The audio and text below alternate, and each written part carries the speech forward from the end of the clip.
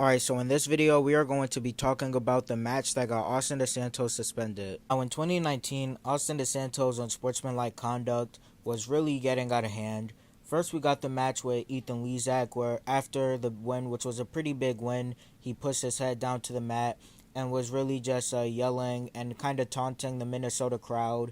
And he would just was jumping around and would just slap his hand at the end and said a few words to him.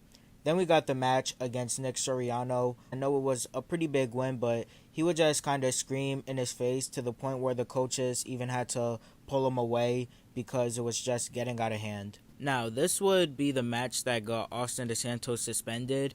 It was against an unranked Brian Pesca of Nebraska, and it was actually a really good match. DeSanto would win by tech fall 25-10 after getting 12 takedowns against Brian Pesca, and he would just take down, let him up, and he did that the whole match. Now, the controversy would start at the end of the match. So, at the end of the match, Austin DeSanto only needed one more takedown to win the match.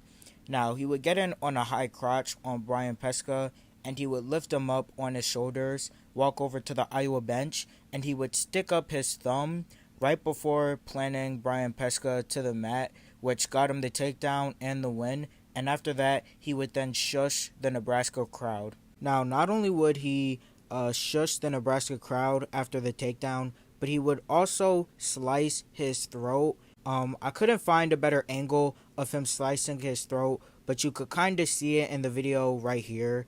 And Iowa would end up getting a team point deducted because of this. Now, after this match, Austin DeSanto would get a one-match suspension, and this was actually a coach's decision, believe it or not, as Tom and Terry Brands felt that his unsportsmanlike behavior was getting out of hand and it was affecting the team, so they decided that it would be best to suspend him in their next match against Maryland.